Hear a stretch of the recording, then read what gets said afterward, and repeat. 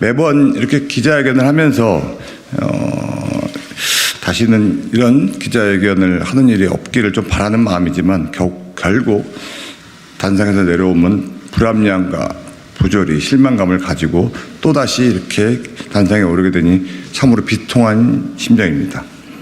어제 최저임금위원회가 7차 전원회의가 있었습니다.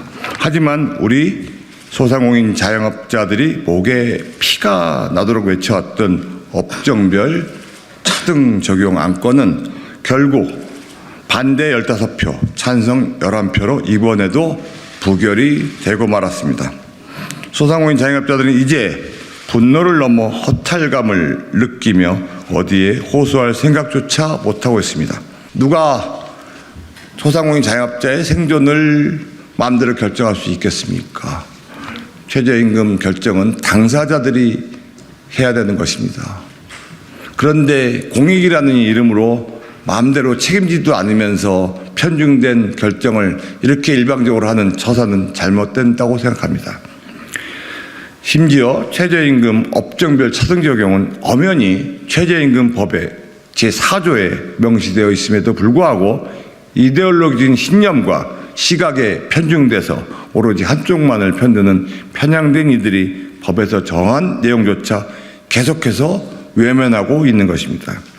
본의원이 지난 2020년 발의한 사업규모별 최저임금 차등 적용을 위한 최저임금법은 3년째 논의조차 되지 못하고 있습니다. 누가 맡고 있는 것입니까? 노동자만을 대변한다고 편중된 거대 야당 민주당이 맡고 있는 것입니다. 이뿐만이 아닙니다. 최저임금위원회는 오는 7월 말까지 내년도 최저임금의 결정을 앞두고 있는데 현행 대비 무려 27%가 오른 최저임금 12,000원을 두고 논의를 하고 있습니다. 여기다 주휴수당까지 포함한다면 거의 40% 가까이 또 올려달라고 하는 것입니다. 이미 알바생들도 돈을 벌지 못하는 사용자 보수 월액 간주 규정에 따라 건보를 납입한 자영업자가 100만 명에 달하는 실정입니다. 자영업자들의 연평균 소득은 2019년 2,100만 원에서 2022년 1,900만 원 수준으로 감소하는 것이 통계에 나와 있습니다. 금속노조가 평균 월급 480만 원을 받아갈 때 자영업자 소상공인은 최저임금조차 그 금액에 근처도 못 가는 금액으로 겨우 살아가고 있습니다. 자영업자 부채는 이미 1,000조 원을 넘어섰고 연체율은 역대 최대를 기록하고 있습니다. 이러한 현실에도 불구하고 일말의 고려조차 없이 전년 대비 27% 상승한 금액을 요구하는 노동자만을 대변하는 공익위원과 이를 부추기는 거대 야당은 정녕 소상공인과 자영업자를 사지로 몰아넣으려고 작정한 것입니까? 매번 소상공인을 위한다고 하지만 결국은 소상공인들을 악마화하고 쓸데없는 존재를 여기고 자영업자를 희생양으로 삼고 자영업자 죽이기에 혈안이 되어 있는 것이 대한민국 공당의 민주당과 노동계의 현실입니다. 이제는 편향된 시각에서 벗어나 현실을 좀 봐줬으면 합니다. 균형 있는 성장을 위해 헌법 가치에 기반한 합리적이고 상식적인 차이를 만들어가야 합니다. 최저임금 업종별 구분 적용이 부결된 이유는 국세청 및 통계청의 추정 통계로는 사용자 제시 아닌 음식업, 숙박업, 편의점, 택시 등 구분업종 차별접종의 통계적 근거가 미흡하다고 여기고 있기 때문입니다. 최저임금 실태조사에서 업종별 영세 자영업자의 독립된 통계 산출의 법적 의무화가 반드시 필요하다고 생각합니다. 특히 규모에 따른 최저임금 구분 적용이 최저임금법 개정에 반드시 필요함을 또 절절히 느끼게 됩니다. 현행 표준사업 분류로는 최저임금 구분 적용과 현실적으로 불일치되는 근본적인 문제가 있습니다. 최저임금 구분 적용은 실증의 문제가 아니라 역사적 결단의 문제이고 수많은 이들을 구해내고 경쟁력 있고 사회의 구성원으로서 올바로 살아갈 수 있는 희망을 만드는 일입니다. 소상공인 자영업자가 희망을 가지고 장사를 영위할 수 있는 세상, 그것이 잘못된 것입니까? 근로자와 사용자가 합심하여 함께 일하는 세상, 상식적이고 합리적인 세상을 위해 민주당과 최저임금위원 공익위원들은 한 번 더 이들의 목소리에 귀를 기울이고 합리적인 결단을 해주셔야 할 것입니다. 안녕하십니까. 저는 한국외식업중앙회 현재 송파구 지회장을 맡고 있는 이기태입니다. 최저임금 업종별 구분 적용 제한에 최종 부결되었습니다. 경기 침체와 물가 폭등이 인건비 상승을 맨몸으로 겪어야 하는 전국 550만 소상공인 자영업자에게 이번 최저임금위원회의 결정은 너무나도 참혹한 현실입니다. 지금도 주휴수당을 포함하여 시간당 약 1만 1,500원을 주는 상황인데 노동계는 내년도 최저임금을 시간당 1만 2,210원을 요구하고 있습니다. 주휴수당에 5대 보험, 퇴직급여까지 얼마나 더 줘야 한다는 말씀입니까? 거대 노조와 진보학자들로 이루어진 공익위원들의 힘으로 또다시 최저임금을 올려버린다면 정책적 약자인 영세 소상공인 자영업자들은 진짜 갈 곳이 없습니다. 코로나19와 물가 폭등을 겪은 저희는 더 이상 견딜 힘도 없습니다. 2022년 금속 노련 노조원 평균 임금 한 달에 480만 원 받아갈 동안 소상공인 자영업자 월 233만 원 벌었습니다. 제가 체감적으로 느끼는 것은 233만 원 이하입니다.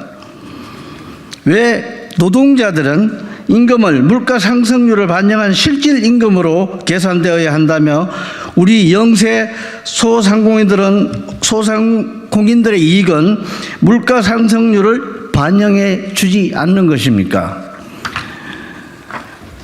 업종별 차등 적용은 최저임금 제도를 도입한 첫 해 빼곤 단 한 번도 적용하지 않았습니다. 거대 노조도 시민단체도 정부도 우리 소상공인 자영업자의 목소리를 들어준 사람은 그 누구도 없습니다. 도대체 얼마나 더 참아야 하겠습니까? 왜 자영업자만 최저임금 인상 폭등과 물가 폭탄을 홀로 다 감당해야 합니까? 왜 자영업자만이 외로운 싸움을 해야 합니까? 무작정 돈을 주지 않겠다는 고집을 부리는 것이 아닙니다. 그저 직업 능력이 현저히 낮은 일부 자영업자들에게만이라도 제발 살려달라는 것입니다. 전전긍긍 버티던 사장님들은 오늘 또 벼랑 끝에서 하나라도 더 팔기 위해 안간힘을 쓰고 있습니다. 거대 노조들 복지수당 챙길 때 우리 영세 소상공인들은 목숨처럼 가까운 가게를 폐업하고 있습니다. 정부와 국회에 간곡히 요청합니다. 제발 자영업자의 지불 능력을 고려해 최저시급을 차등 적용해 주십시오. 제발 폭탄물가, 폭탄임금을 오롯이 감당해야 하는 저희 자영업자들의 목소리를 외면하지 말아 주십시오. 안녕하십니까. 한국건물위생관리협회 그리고 한국경비협회 부회장을 맡고 있는 이용우입니다. 한국건물위생관리협회는 미화, 청소를 담당하고 있는 우리나라의 유일무이한 단체고요. 한국경비협회는 우리나라 경비보안산업을 담당하고 있는 대표적 단체입니다. 저희는 대한민국의 대표적 노년 일자리로 여겨지는 청소업 그리고 경비업을 영위하는 유일한 단체입니다. 해마다 늘어가는 빌딩, 건물, 공동주택 등으로 저희 업계는 분명 호황을 누려야 됨에도 불구하고 현실은 그렇지가 않습니다.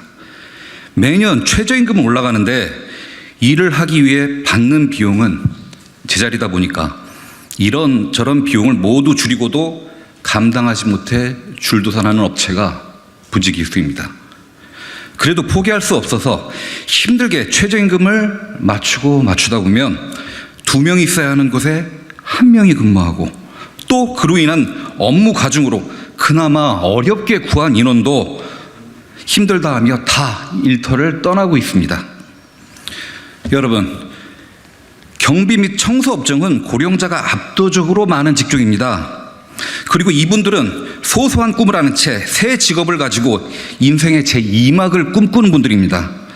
최저임금의 매년 인상과 획일적 적용은 이를 감당하지 못하는 발주처의 일자리 수 줄이기로 이어지고, 이는 퇴직 후에 저희 직종으로 유입되는 노인들이 일할 곳이 없게 만들면서 또한 구한 일자리도 견디지 못해서 그만두게 돼서 오히려 구인나는 가중되는 악순환을 초래하는 그런 효과를 가져옵니다. 간곡히 부탁드립니다. 경비와 청소 분야는 아직까지 많은 분들이 어려울수록 높은 비용 지출을 꺼리는 직종이고, 그리고 한편으로는 고령자 일자리 창출에 큰 역할을 하고 있는 산업입니다. 부탁드립니다. 최저임금 직종별 차등 적용으로 일자리 창출에 수조 원씩 쏟아붓는 것보다 더 현실적이고 효율적인 길을 열어주시고 우리 직종이 도태되지 않도록 도와주시기를 간청합니다. 안녕하십니까. 상인연합회 주기성입니다.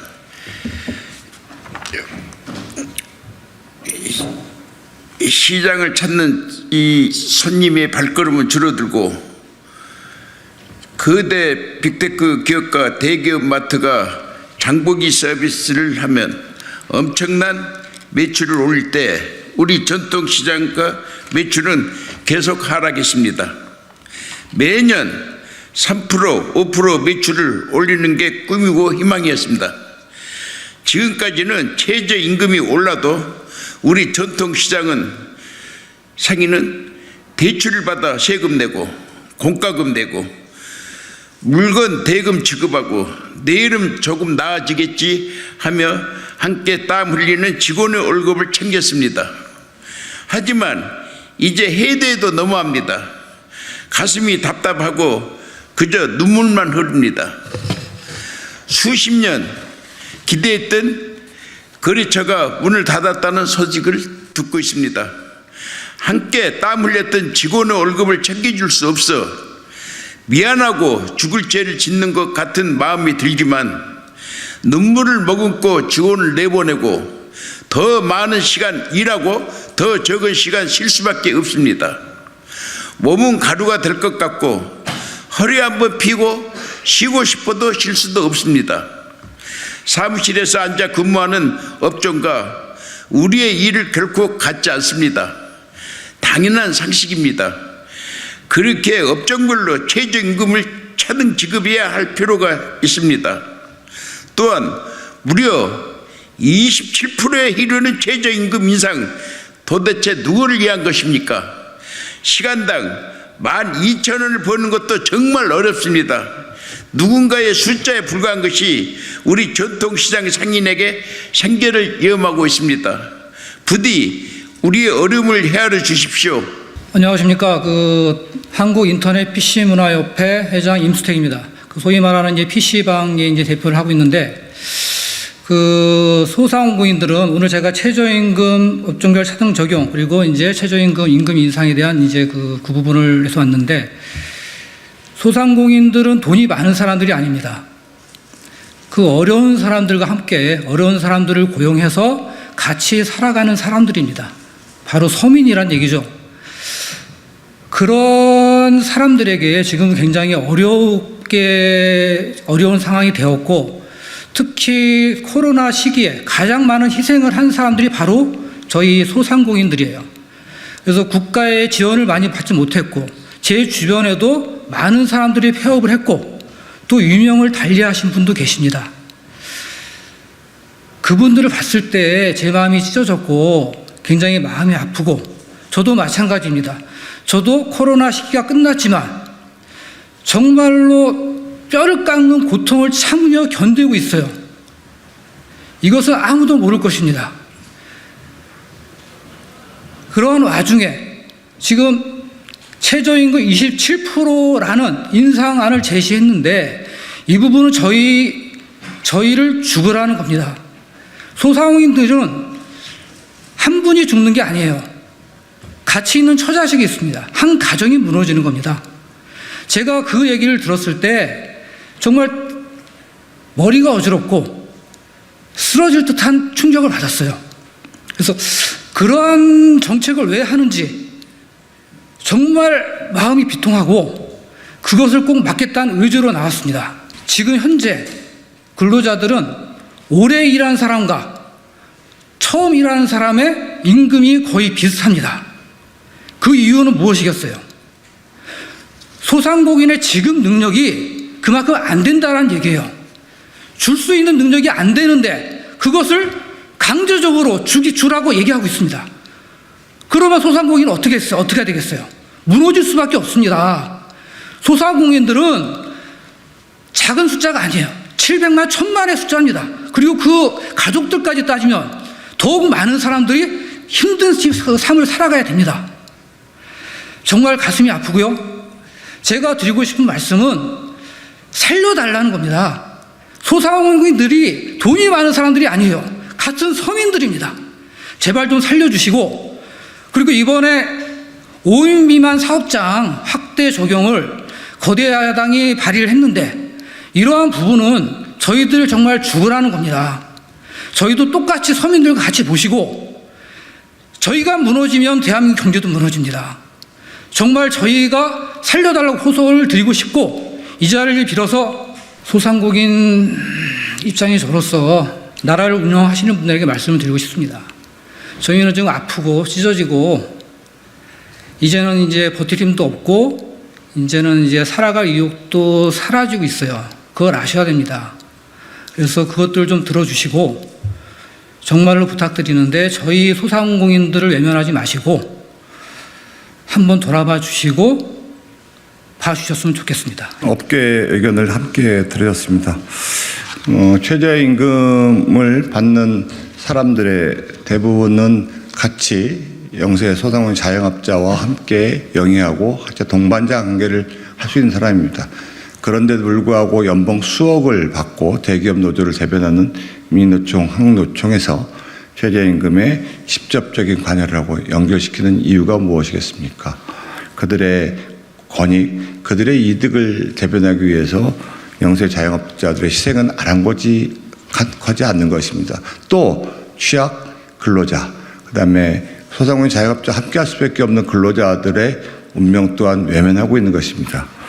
최저임금 산출 방식, 최저임금에 대한 근본적 생각, 그다음 최저임금위원회에 당사자들이 대부분 배제되고 엉뚱한 사람들이 최저임금을 결정하는 이 구조, 이런 것들을 우리는 다시 바꿔야 된다고 생각합니다. 무엇보다도 지불 능력이 고려치 않고 대부분 범죄자로 몰고 가면서 최저임금만을 무조건 인상시키는 것은 정말로 누가 봐도 상식적이지 않습니다. 지불 능력과 또 근로자들의 권익, 근로자들의 생활 향상, 이것이 함께 만들어지는 최저임금의 구성과 최저임금의 결정이 돼야 될 것입니다. 최저임금의 업종별 차등 적용은 최저임금법에 엄연히 나와 있는데도 불구하고 이번에 또다시 일부 공익위원들에 의해서 무산되었습니다. 이 공익위원들의 이 결정은 지속적으로 지속되어 오고 있는 노동계를 대변하고 편향적인 결정이었습니다. 다시 한번 그 결정을 숙고해 주시기 바라고 27% 거의 주휴수당까지 포함하면은 40% 가까이 되는 임금 인상안은 지금 설사 주장이었다 하더라도 정말 소상공인 자영업자들에게 사지로 몰아넣는 충격적인 이야기이지 않을 수 없습니다. 합리적으로 함께 살아갈 수 있는 결정이 이루어지기를 희망합니다.